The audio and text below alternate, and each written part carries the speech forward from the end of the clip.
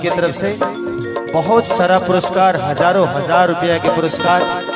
भगवान से ये प्रार्थना रही कि हम सब भाई राजीव यादव, देखिए मोहब्बत जात देखती ही नहीं। मैं खेसारी लाल यादव हो सकता हूँ, मुकेश सिंह हो सकते हैं, बट अगर मोहब्बत आपके पास है ना तो आप एक इंसान है और इंसान की कोई जात नहीं होती। इंसान का बस इंसानियत धर्म होता है। जितना आप निभा सकते हैं निभाइए और हमेशा से लोगों के प्यार करिए। मेरे पास तो यही है और इसी के सहारे जीता हूँ। और अतिया कहते यार तंग बड़ा करता पवन पूजारी, तंग बड़ा करता पवन पूजारी, और दम बनल रहे नितेश जी के यारी, और दम बनल रहे नितेश जी के यारी।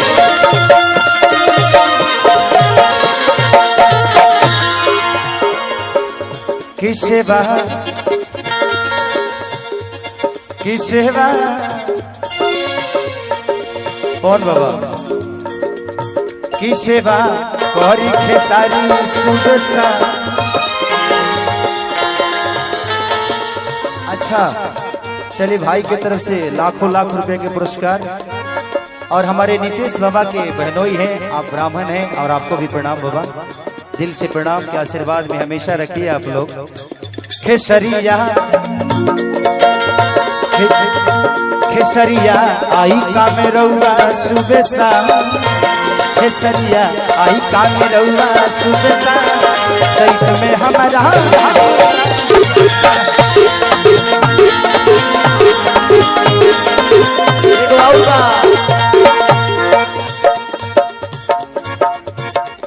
दिल ले गया परदेसी कोई रोकिना था, दिल ले गया परदेसी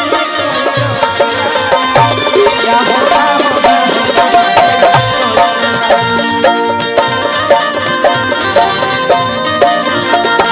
क्या होगा होगा होगा मेरा, क्या होगा होगा होगा मेरा, क्या होगा होगा होगा।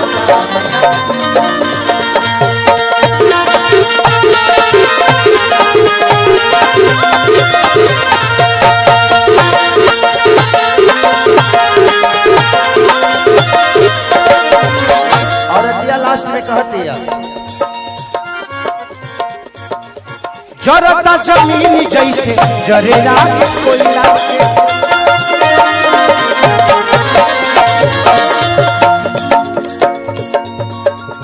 आगे लगो उखड़ पड़ो बहरा कमैला के,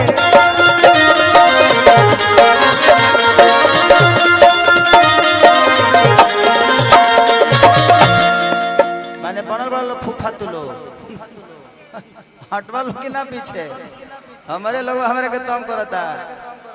बताइए अखिलेश बाबा, आप तो प्रतिष्ठित आदमी थे, इतना इस टाइप के छुछुनर टाइप का हरकत क्या कर रहे हैं?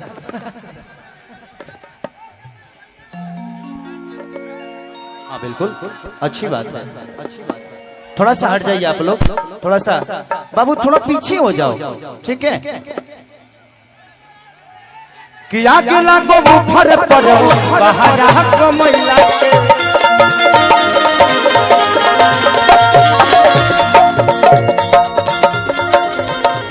ओकरे के रिपीट करो कि का करता न कबो झंडुका,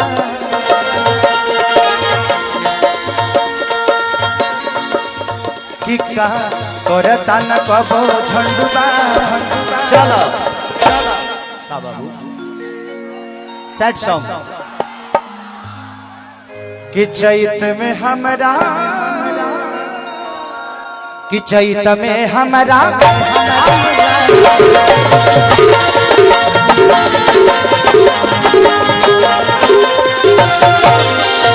तू